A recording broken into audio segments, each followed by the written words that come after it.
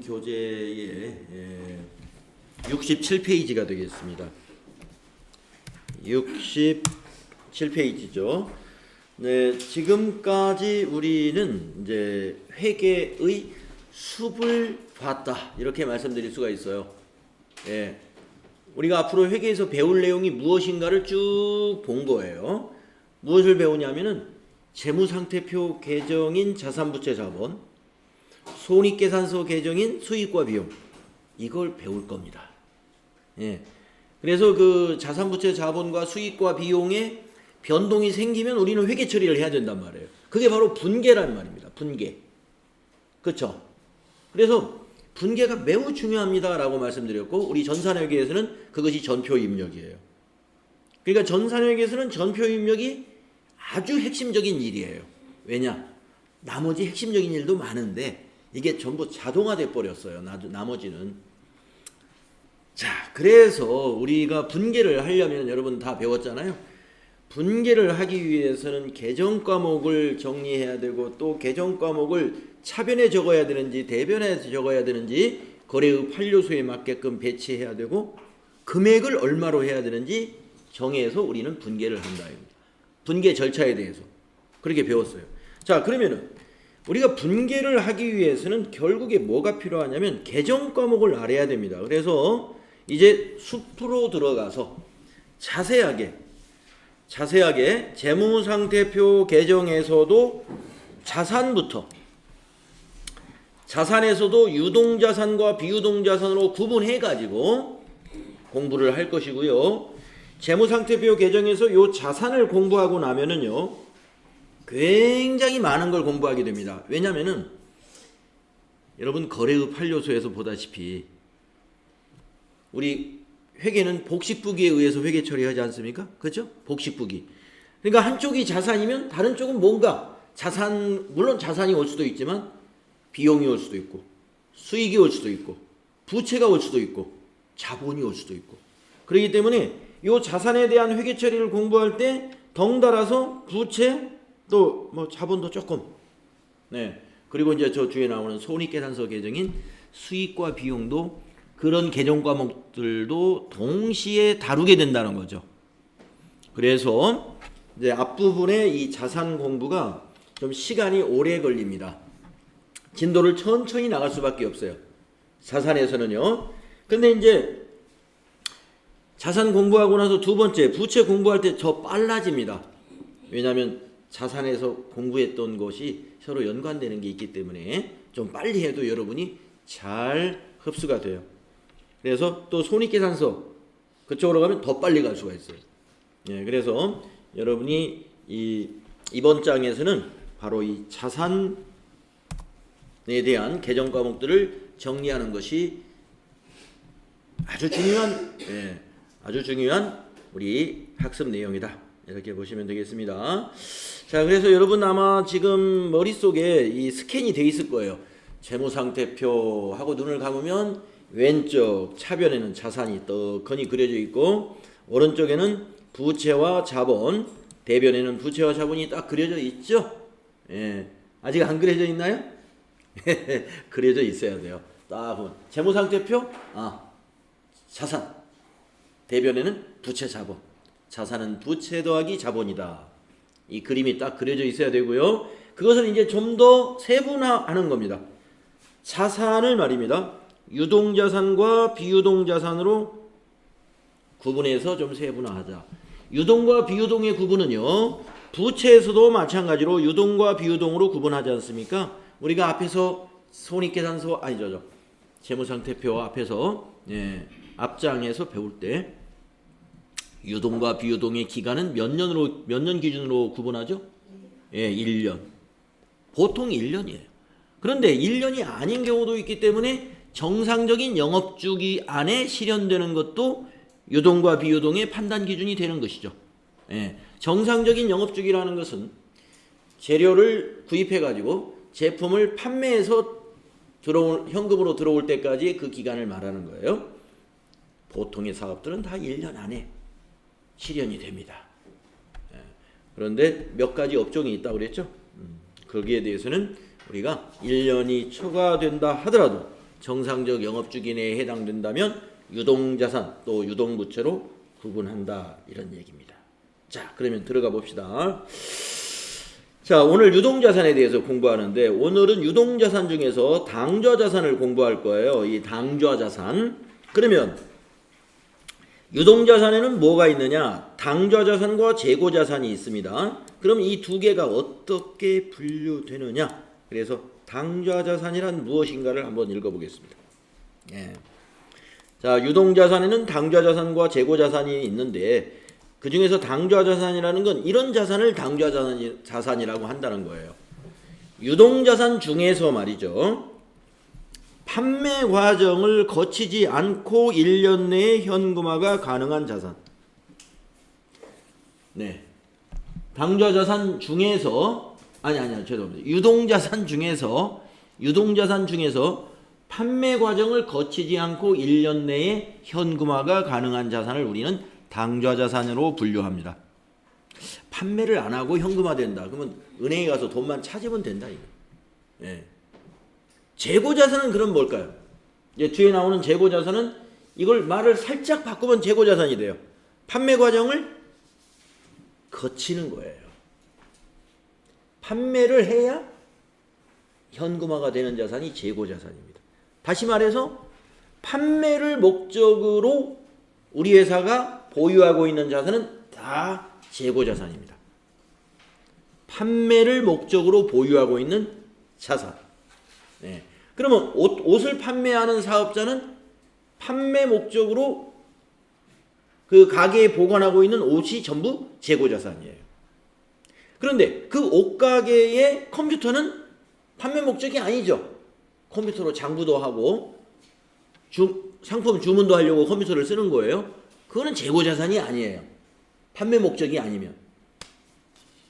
그래서 주택 건설하는 회사의 토지는 재고자산이에요. 그 토지를 사무실을 지으려고 사놓은 토지가 아니라 토지를 매입해가지고 거기다가 건축을 해서 분양을 할 거예요. 그러니까 그 토지는 재고자산. 예. 그러니까 간단합니다. 재고자산이라는 것은 판매 목적으로 보유한 자산이요. 당좌자산이라는 것은 판매를 거치지 않고도 1년 안에 현금화할 수 있는 자산을 당좌자산이라고 해요. 이 두 개를 합쳐서 유동자산. 네, 자, 그래서 유동자산의 당좌자산과 재고자산 여러분 구분할 줄 알게 됐습니다. 이제. 그 중에서 오늘은 당좌자산에 대해서 자세히 공부할 거예요. 자, 당좌자산의 개정 과목이 꽤 많습니다. 네. 당좌자산 오늘 다 안 끝날 수도 있어요. 굉장히 많아요. 당좌자산. 자, 그리고 상당히 중요합니다. 왜냐? 아주 많이 쓰는 개정 과목이에요. 이 당좌자산 개정 과목이 여러분 그 시험 볼 때도 많이 쓰이고 실무할 때도 당좌자산은 어느 회사든 간에 다 있어요. 어느 회사든 간에 아주 많이 쓰입니다. 첫째, 이제 현금이라는 걸 할 텐데요. 이 현금 앞에 타이틀이 현금 및 현금성 자산이라고 타이틀을 붙여놨죠. 이거는 개정 과목은 아닌데 현금 및 현금성 자산으로 분류하는 개정 과목이 몇 개가 있어요. 그걸 지금부터 정리할 거예요. 예, 그 중에 하나가 현금 번호 1번 있죠? 현금. 여러분 현금은 너무 쉽습니다. 예, 지폐와 동전이 현금이죠. 지폐와 동전. 그런데 우리는 지폐와 동전 외에 통화 대용증권도 현금이라는 개정 과목으로 정리합니다. 자, 통화가 지폐와 동전이에요. 그러면 통화, 즉 지폐와 동전, 현금을 대신 쓸 수 있는 증권이 뭐가 있냐면요. 은행이 발행한 자기합수표가 현금하고 똑같아요. 그리고 타인이 발행한 당좌수표도 현금하고 똑같습니다. 타인이 발행한 거여야 돼요. 우리 회사가 발행한 것은 아닙니다. 타인이 발행한 당좌수표. 그 다음에 송금수표, 우편환 증서, 배당금 지급 통지표, 만기가 도래된 국채, 공채, 회사채 이자표. 네, 이런 것은 갖다 주면 바로 현금처럼 쓸 수가 있습니다. 그래서 이거를 통화 대용 증권이다 이렇게 분류를 하는데요. 이렇게 통화 대용 증권이 많아서 야 이거 참 외우기 힘들다 그러시는데 외우실 필요 없고요. 요거 나머지 거는 그냥 한번 읽어본 걸로 충분합니다. 그럼 뭐는 알아야 되느냐? 시험에 나오고 있는 것은 자기합수표만이 나오고요. 당좌수표만이 나옵니다. 당좌수표. 그래서 타인이 발행한 당좌수표와 자기합수표는 여러분 앞으로 현금으로 회계 처리하시면 돼요. 현금은 당연히 현금이고, 현금 말고도 자기합수표하고 당좌수표는 현금으로 회계 처리하셔라. 그 뒤에 여러분 한번 읽은 기억만 있으면 될 것 같아요. 송금수표, 우편안증서, 배당금 통지표, 만기가 도래한 회사채, 국채공채, 이자표 이런 것들은 현금이다. 자기합수표가 5만원권, 우리나라 같은 경우는 이제 5만원권 현금 지폐가 나온 뒤로는 자기합수표를 좀 안 쓰는 편입니다. 그런데 5만원 지폐 나오기 이전에는 정말 자기합수표 많이 썼었어요. 특히 10만원짜리. 만원짜리 10개를 지갑에 넣으면 너무 지갑이 두꺼워지니까 10만원짜리 수표로 가지고 다니는데 그게 은행의 자기합수표였습니다. 근데 지금은 이제 5만원짜리 2개면은 10만원을 커버할 수 있기 때문에 자기합수표를 은행이 발행을 잘 안 하죠. 그냥 5만원짜리. 자, 현금에 대해서 알아봤습니다. 그 다음에 당좌예금이라는 개정 과목입니다. 당좌예금. 그 옆에 있는 당좌차월은요. 여러분 예금 통장에 마이너스 만약에 그 계약을 맺었다면은 그것과 같은 겁니다. 회사가 당좌 거래를 하는 회사는 은행에 당좌예금 계좌가 있어요. 근데 그 옆에 있는 이 당좌차월이라고 하는 것이 뭐냐? 이 당좌차월은 당좌예금이 마이너스가 일어난 겁니다. 마이너스가 일어나는 거죠. 우리 개인들도 보통 예금에 마이너스 그 약정을 해놓게 되면은 내가 이제 그 카드 같은 거 이렇게 어느 달에 특별히 뭐 경조사가 많고 5월달 같이 가족 뭐 이런 가정의 날 이런 때는 뭐 선물도 많이 하고 하면서 비용 지출이 많아지니까 그 달에는 카드 대금이 많이 쓰여가지고 내 계좌 잔액을 오버해서 카드가 지출될 수도 있죠. 그러면 이제 그 카드 대금 인출되는 날 통장 잔고가 없으면 바로 부도가 나버릴 수가 있단 말이에요. 그런 거를 대비해서 마이너스 약정을 해놓으면은 카드 잔액이 100만 원밖에 없는데 카드 사용액이 130만 원이 나왔다 하더라도 마이너스 약정에 의해서 30만 원이 그냥 지급이 돼요. 카드사에서. 아니죠. 은행에서 지급을 해줘. 카드사에. 그 대신 바로 그게 당좌차월처럼 마이너스로 기재돼가지고 이자가 붙죠. 대출로 정리가 돼가지고. 그게 여기 당좌차월입니다. 자, 그래서 우리가 당좌차월을 알기 전에 우선 당좌예금에 대해서 알아야 되겠는데 읽어보겠습니다. 기업에서는 말이죠. 현금 거래 후 번거로움과 위험을 막기 위해서 거래대금을 수표를 발행해서 지급하는 경우가 많습니다. 이때 발행하는 수표가 당좌수표입니다. 기업이 대금 결제를 하기 위해서 발행하는 수표를 당좌수표라고 해요. 그러면 당좌수표를 발행하려면 어떻게 해야 되느냐? 은행에서 수표를 어떻게 해요? 가져와야 되죠. 그러면 은행에서 아무나 가서 수표 좀 주세요. 주나? 안 줍니다. 미리 약정을 맺어야 돼요. 그래서 다음 페이지 보시면 당좌예금 계좌를 만들어야 되는데 이 만들기 위해서는 은행과 기업이 당좌거래 약정을 맺습니다. 그래서 일정한 현금을 입금한 후에 당좌수표를 통해서만 인출이 가능한 예금을 우리가 당좌예금이라고 그래요. 그래서 당좌를 계산할 때 거기다가 이제 잔액도 만들어 놔야 되고요. 또 보증금, 개설 보증금도 아마 은행이 요구할 겁니다. 그 다음에 당좌차월이라고 하는 개정 과목은 이계정제라는 말이 뭐냐면은 당좌 예금과 당좌 차월을 하나로 묶어서 이계정제라고 표현을 합니다. 이미 발행한 수표와 어음에 대해 예금 잔액이 부족해도 지급하도록 은행과 맺는 약정으로서 결산할 때는 말이죠. 당좌 차월이라는 계정 과목을 안 씁니다. 이것이 뭘로 바뀌냐면 단기 차입금. 단기 차입금. 금방 갚아야 되는 차입금으로 대체하게 됩니다. 당좌 차월이 발생하면 안 되죠. 회사가 그렇게 뭐 부족해가지고 맨날 당좌 예금 계좌에 마이너스가 나와 있고 그러면은 어렵죠. 회사가. 자, 그래서 뭐 당좌 차월에 대해서는 1년에 시험이 한 번 나올까 말까 거의 안 나온다고 보시면 돼. 그런데 당좌 예금은 어떻겠습니까? 아주 중요하죠. 당좌 예금. 당좌 예금.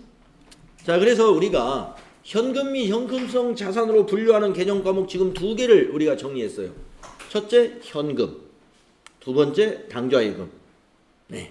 이게 지금 현금 및 현금성 자산으로 분류할 수 있는 당좌 자산의 개정 과목들입니다. 현금, 당좌 예금 정리했어요.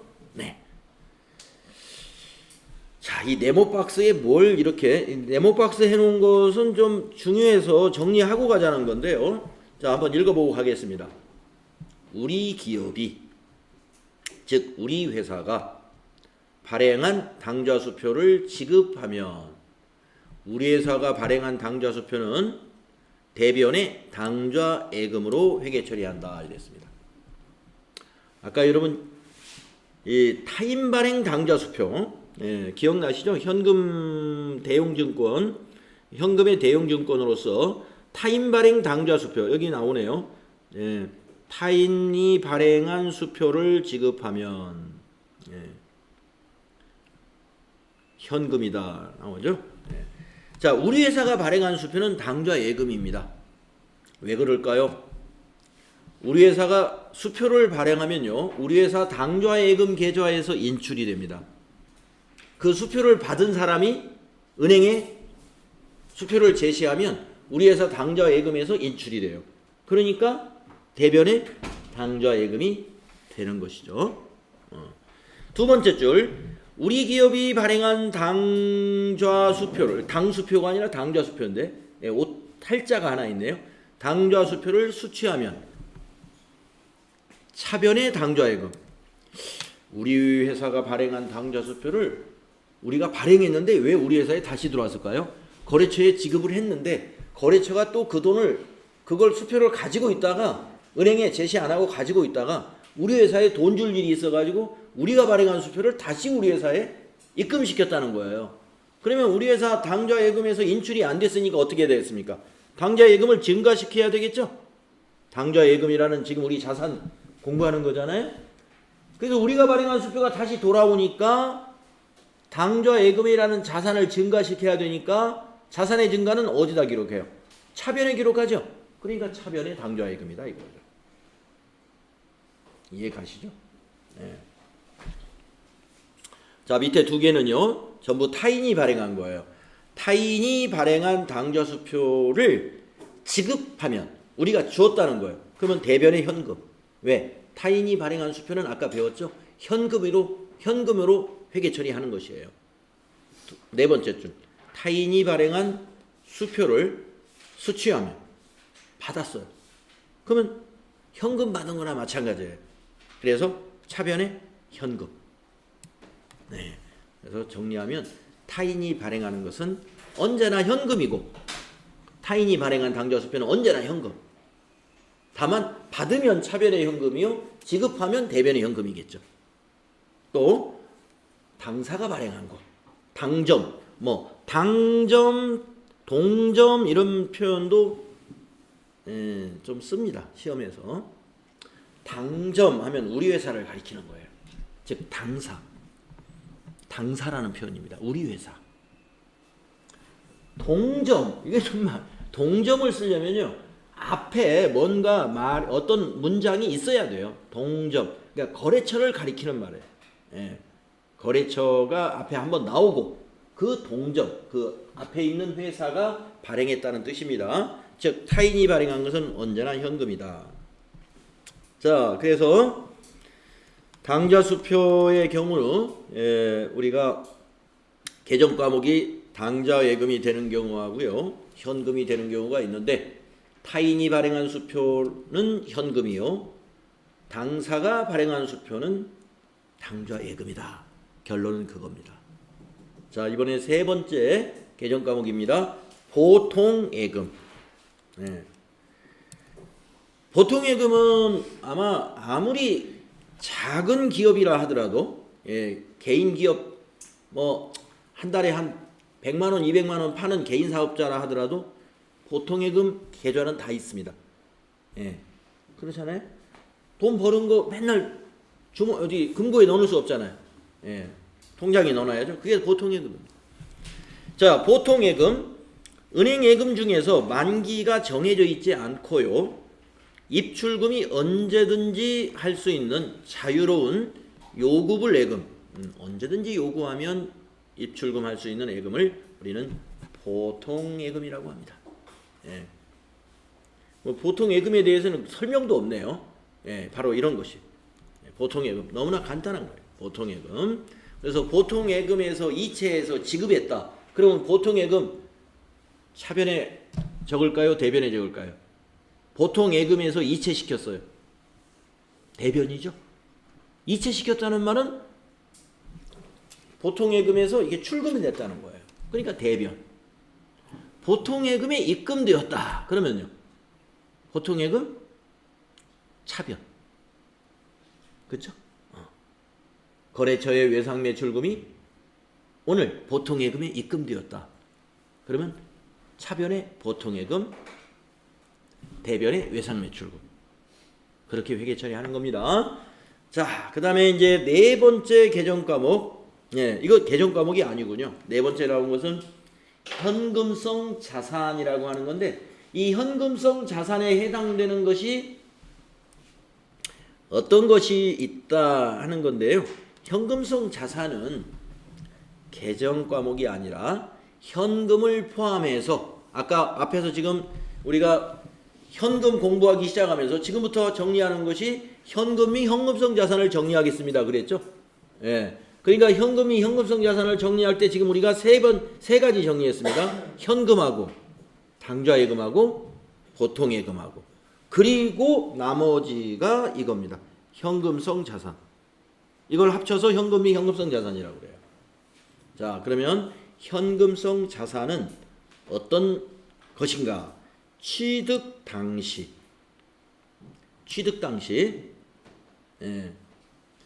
만기가 3개월 이내인 유동성이 매우 높은 단기 금융상품이 다 현금성 자산입니다.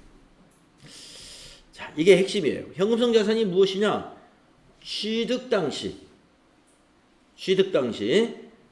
그러니까 취득이라는 건 구입했다는 뜻이잖아요. 구입했다. 아니면 금융상품 같으면 가입했다. 그 금융상품에 가입했다는 의미도 있고, 유가증권 같으면 샀다는 거예요. 유가증권 같으면, 만기가 있는 유가증권이 뭐가 있냐면요, 채권이 만기가 있어요. 국채, 공채, 사채, 이런 것이 만기가 정해져 있습니다. 만기가, 그러니까 발행할 때 3년 만기 또는 5년 만기, 대개 3년짜리 채권이 많이 있습니다. 그래서 발행할 때 3년 만기로 발행을 해놓으면 시간이 경과함에 따라서 만기일이 점점 다가오겠죠. 그런데 만기가 3년짜리를 취득한 그 채권은 현금성 자산일까요? 아닐까요? 아닙니다. 자, 지금 얘기한 대로 3개월 이내인 것만. 그러니까 만기가 지금 코앞에 닥친 거예요. 3개월 이내인 채권이다 그러면 코앞에 닥친 거, 만기가. 취득 시점으로. 그것은 현금성 자산으로 볼 수 있다 이거예요. 왜냐하면 금방 현금이 되니까. 만기가 되면은 그 채권에 표시된 금액이 현금으로 바뀌어요. 갖다 제시하면 현금 주고 또 거기에 약정된 이자도 받습니다. 자, 그래서 취득 당시 만기가 3개월 이내인 유동성이 매우 높은 단기 금융 상품들이 전부 현금성 자산으로 분류가 되는데요. 예, 큰 거래 비용 없이 현금으로 전환되는 것이 쉽고 가치 변동의 위험이 중요하지 않는 것이다 라는 특징이 있고요. 주식이라는 유가증권은 현금성 자산에 포함을 안 시킵니다. 왜냐하면 조건이 이건데 주식이 될 수가 없어요. 주식이라는 거에는 만기가 없습니다. 네, 만기가 없어요. 그러니까 주식은 현금성 자산으로 볼 수가 없습니다. 그래서 주식은 현금성 자산에 포함되지 않는다. 왜냐하면 주식은 투자의 목적을 가지고 있으며 만기의 개념은 없다. 그러면 제가 아까 말씀드린 채권은 현금성 자산이 될 수 있다 이런 얘기입니다. 채권은 만기가 있는 것, 금융상품이니까. 자, 현금성 자산에 속하는 채무증권. 여러분 이 채무증권을 두 자로 줄이면 채권이에요. 현금성 자산에 속하는 채무증권 및 단기 금융상품. 예, 단기 금융상품이라는 것은 은행이라든지 제2금융권에서 판매하고 있는 금융상품들을 말합니다. 예, 이 단기 금융상품이 만기가 3개월 이내인 금융상품만 현금성 자산으로 분류하는 거예요. 자, 그래서 현금성 자산으로 분류를 할 줄 아는가를 질문하는 이론 문제로 자주 나오니까요. 여러분 현금성 자산의 판단 기준, 취득 시 만기가 3개월 이내인 금융상품이다. 요거를 잊지 않으시면 돼요. 예, 다른 건 별거 없어요. 예, 현금성 자산이란 취득 시 만기가 3개월 이내인 금융상품인데 대표적인 게 만기가 3개월 이내인 채권이라더라. 예. 그런데 그거 말고도 금융회사에서 파는 뭐 CD라는 상품도 있고요. 뭐 기업어음이라는 그런 상품도 있고 뭐 여러 가지 상품 이름들이 많이 있을 겁니다. 예, 금융상품들이.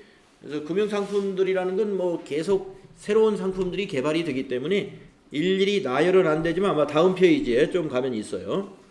자, 그러면 이제 현금이 현금성 자산은 여기가 끝이에요. 네, 그러면 현금이 현금성 자산에 해당되는 것을 한번 정리해 보면 현금이 현금성 자산에 해당되는 개정 과목은 첫째 현금, 두 번째 당좌예금, 세 번째 보통예금, 나머지는 만기가 3개월 이내인 금융상품 모두. 이게 현금이 현금성 자산이에요. 네. 자, 그 다음에 이제 당좌 자산에 현금 과부족이라는 게 있는데, 이 현금 과부족은요, 저 위에서 그 아까 당좌 차월도 임시 개정이라고 볼 수 있습니다. 왜냐하면 당좌 차월이라는 개정 과목은 결산 때 안 써요. 아까 말했죠? 단기 차입금으로 대체시켜 버린다고.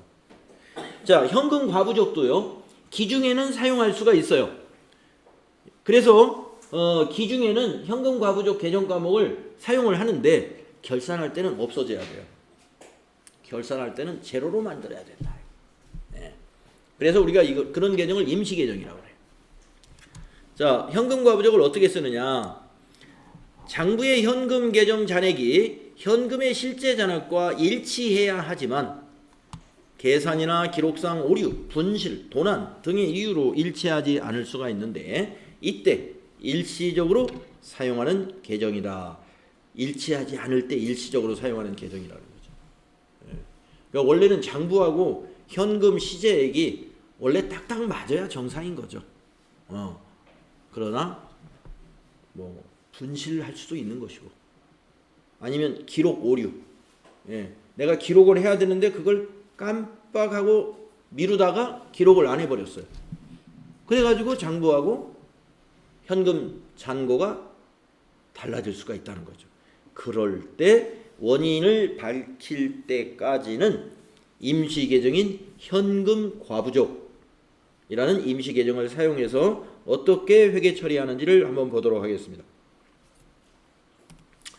자, 실제 현금 잔액이 많다는 겁니다.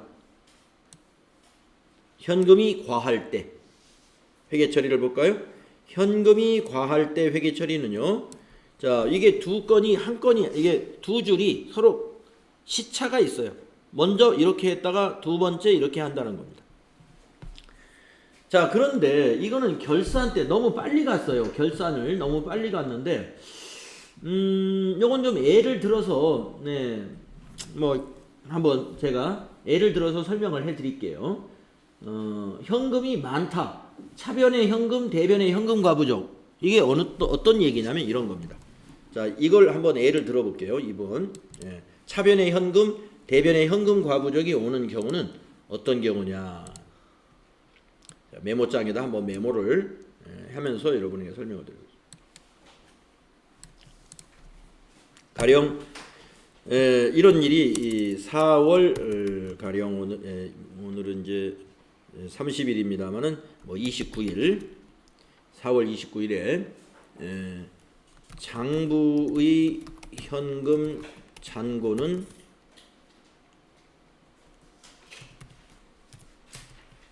$20만 원이고 실제 잔고는 실제 잔액이 크다는 거죠. 실제 현금이 25만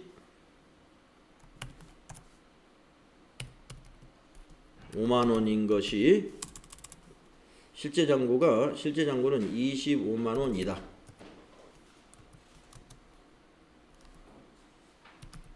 당일 현재 그 원인을 알 수 없다. 자, 4월 29일 날, 4월 29일 날 장부하고 실제 잔고를 확인해 봤습니다. 그랬더니 장부에는 현금이 20만 원으로 잡혀 있는데 금고에 25만 원이 있다는 거예요. 당일 현재 그 원인이 알 수 없어요. 그러면 여러분 뭐 실무에서는 일단 어떻게 하겠습니까? 아, 왜 5만 원이 차이가 나지? 하면서 이제 퇴근하면서도 한번 생각해보고 내일 출근해서도 좀 생각을 해보고 아마 그날 바로 아유 부족하니까 회계 처리해야지 그런 사람은 없을 것 같아요. 그러니까 이거는 우리 이 책에서 배우는 건요 원칙을 배우는 거예요. 원칙을. 자, 그래서 우리 회사는 잔고하고 차이가 나면 무조건 과장님이 회계 처리하시오 그랬단 말이에요. 예, 알겠습니다. 회계 처리하겠습니다. 어떻게 하느냐? 금고에 5만 원, 장부에 입금 잡아야 돼요. 지금 금고가 5만 원이 더 많잖아요. 그 장부에 안 잡힌 거 아닙니까?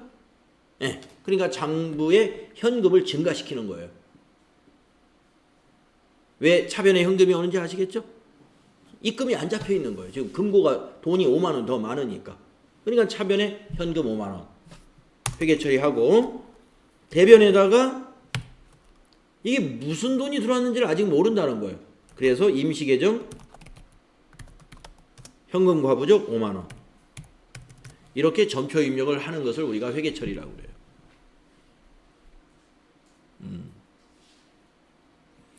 자, 대개는 원인이 밝혀지겠죠. 대개는. 그래서 이제 어제 이런 일이 있었는데 오늘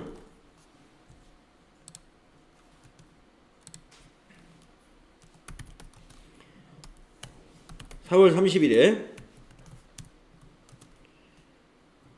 29일에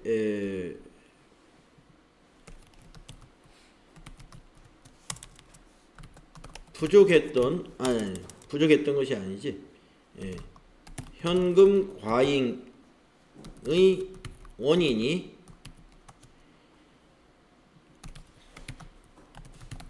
외상 매출금이 회수된 것으로 확인되었다.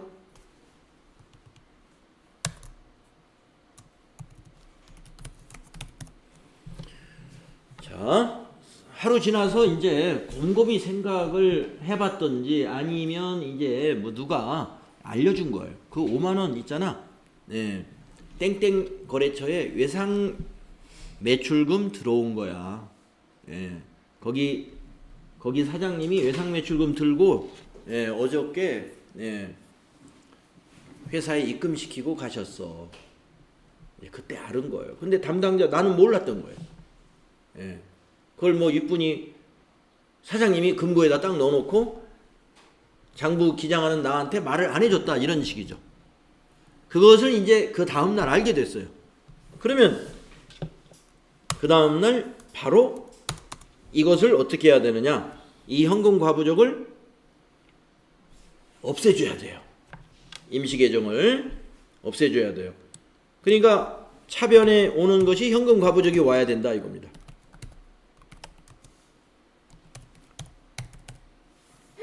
차변에 현금 과부족 없애줘야 되니까. 그리고 대변은 뭐가 와야 될까요? 예, 외상 매출금 5만 원.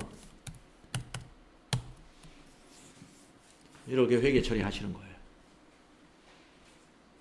그러니까 원인이 밝혀졌을 때 보면은 결국에 현금 과부족은 이날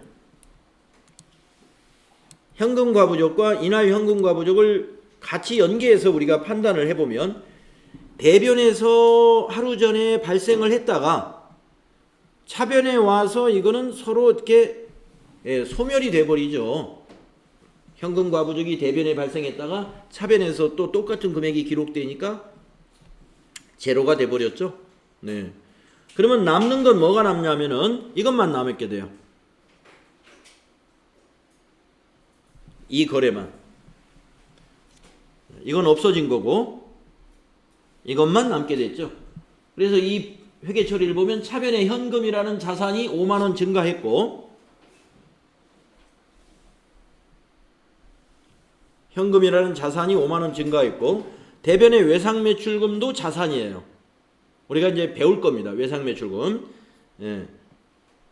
자산이 대변에 오면 자산이 어떻게 돼요? 자산은 대변에서 감소하고 차변에서 증가하죠. 그래서 우리가 지금 현금이 당좌 자산이라는 거 지금 배우고 있지 않습니까? 그래서 이것만 남게 되는 거예요. 네. 그래서 현금 과부족은 이렇게 흘러가는 겁니다. 그러면 이건 뭐냐? 그럼 이제 보통은 이렇게 가야 원칙인데, 원칙이라기보다는 보통은 그렇게 되는데, 여기서는 지금 책에서 여기 보면은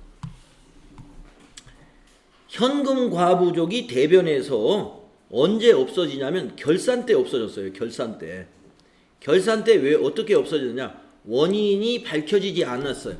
결산일까지 밝혀지지 않으면 자 어차피 현금 과부족은 없애야 돼요. 그래서 차변에다 기록하는데 대변에 그것을 모르겠다 이거예요. 모르겠다. 그 5만 원이 무슨 일로 들어왔는지 몰라 끝까지. 그러면 자비익이라는 수익으로 발생시켜요. 네. 그러면 그 밑에는 반대의 경우겠죠. 반대의 경우가 뭐냐? 현금이 부족했을 때는 그럼 어떻게 하느냐? 현금이 부족했을 때는 장부에 20만 원인데 금고에 15만 원밖에 없어. 금액이. 아니죠. 현금이. 그러면 분명히 현금이 나간 거 아니겠습니까? 예. 근데 나갔는데 이게 무슨 비용으로 나갔는지를 내가 기록을 빠뜨린 거예요. 그렇기 때문에 그때는 대변의 현금, 차변에다가 현금 과부족을 기록을 해둡니다. 그래가지고 원인이 밝혀지면은 만약에 직원들 식비로 식당에 그 식비를 지급했었다라고 하면은 저 현금 과부족이 다시 대변에 가고 차변에 이제 복리후생비라는 비용 처리하면 되거든요. 예. 그런데 그게 안 밝혀졌어요. 결산 때까지 안 밝혀지면 현금 과부족이 대변에 가서 없어지고 차변에는 여기서 자비익 처리했듯이 부족했을 때는 잡손실로 처리합니다. 네, 이거 알아두십시오. 자, 현금 과부족 실무에서는 별로 중요하지 않을 것 같아요. 그런데 시험에는 나오기 때문에 현금 과부족에 대한 것을 좀 이해를 해둘 필요가 있습니다. 제가 NCS 평가 문제에도 현금 과부족 문제를 냈습니다. 네. 현금 과부족 문제를 냈어요. 뭐라고 냈느냐? 장부상 현금은 얼마입니다. 실제 금고 잔액은 얼마입니다. 회계 처리하시오.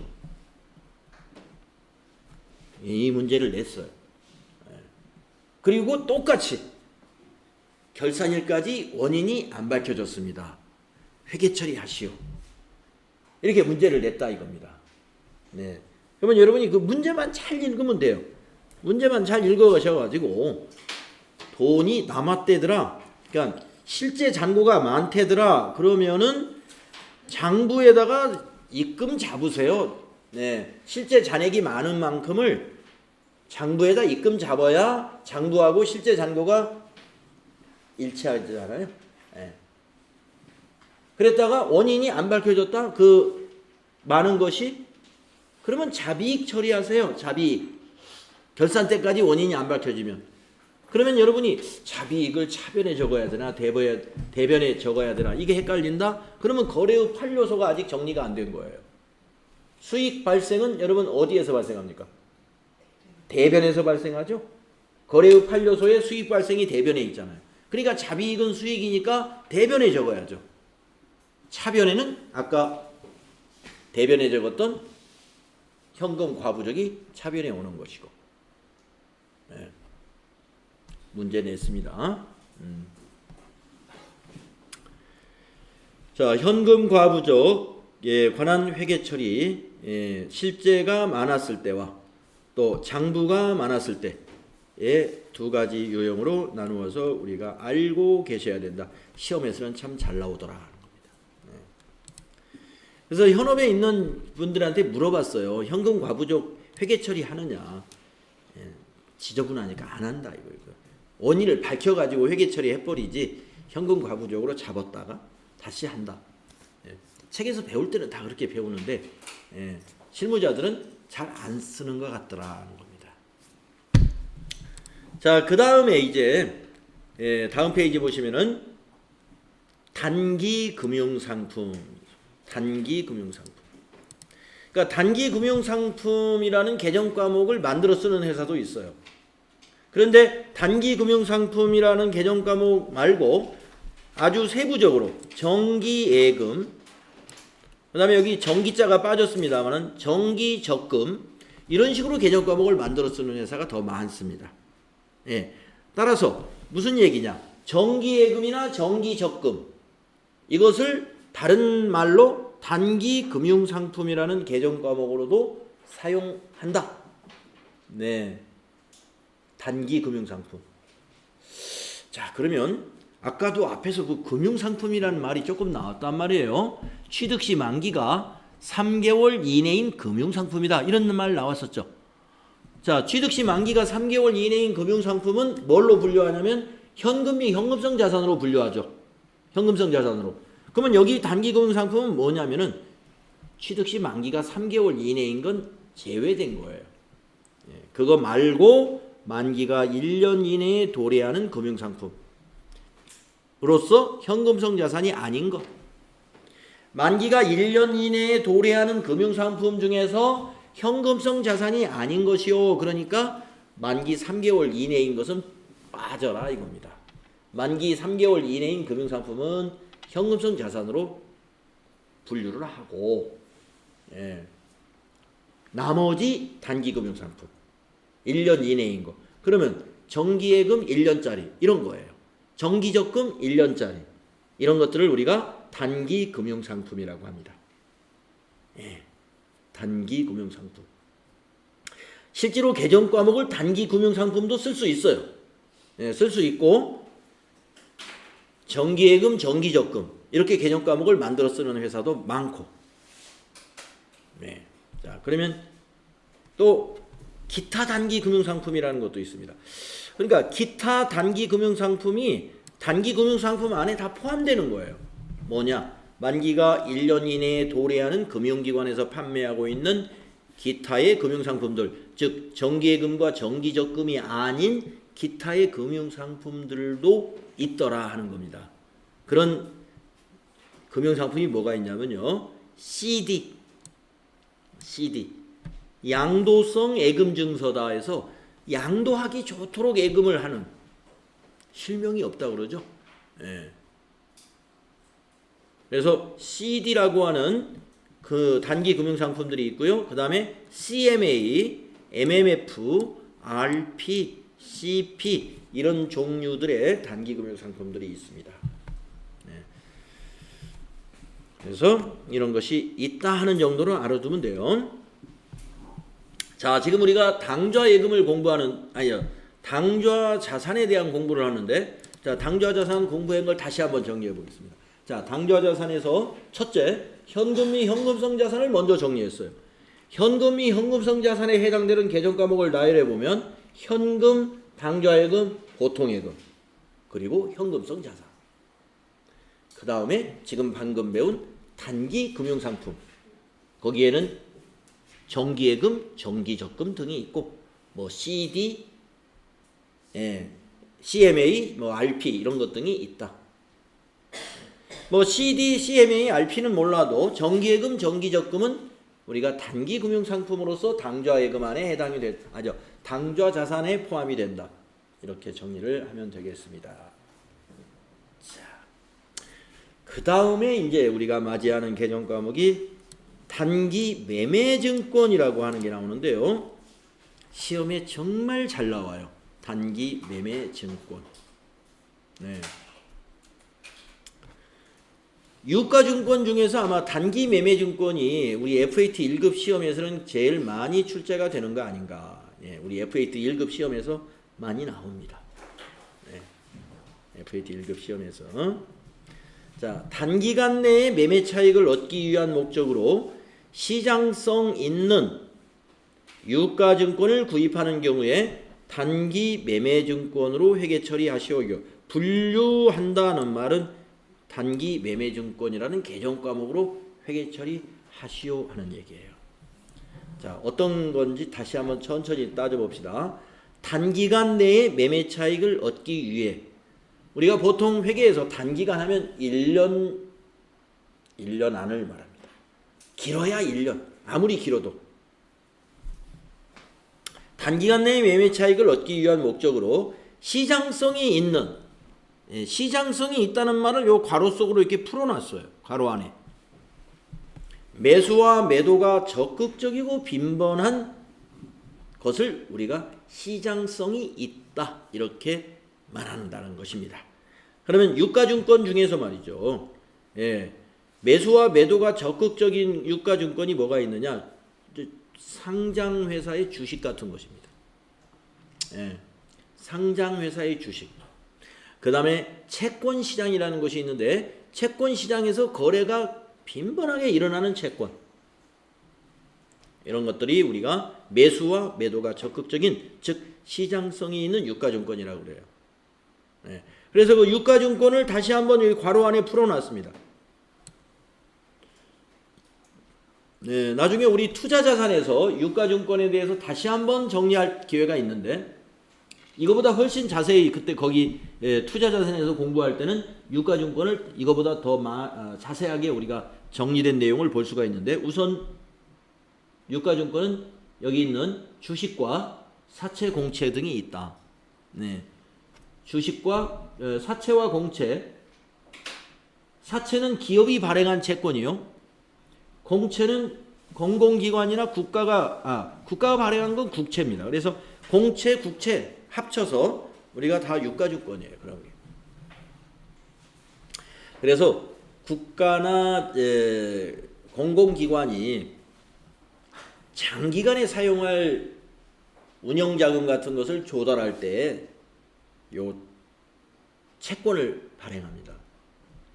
그래서 기업 같으면 주식을 발행해 가지고도 운영자금을 조달할 수가 있죠. 회사도 주식을 발행하지 않고 채권을 발행해 가지고 운영자금을 조달할 수가 있어요. 그게 사채입니다. 자, 그래서 단기 매매증권 다시 한번 정리하겠습니다. 단기간 내에 매매 차익을 얻기 위한 유가증권이다. 시장성이 있어야 돼요. 예, 거래가 빈번해야 돼. 그래야 내가 팔고 싶을 때 그게 현금화가 된단 말이죠. 내가 팔려고 내놨는데 사겠다는 사람이 없어. 시장이 없어. 그러면 팔고 싶어도 못 팔아요, 이게. 그건 시장성이 없는 거예요. 그러한 유가증권은 단기 매매증권으로 분류해서는 안 돼요. 네, 단기 매매증권이라는 것은 팔고 싶을 때 언제든지 팔 수 있어야 된다. 네, 그게 바로 시장성이 있는 유가증권이다. 이렇게 말합니다. 자, 그래서 이 단기 매매증권에 대해서 시험이 많이 나온다고 하는데 세 가지 절차로 알아둬야 돼요.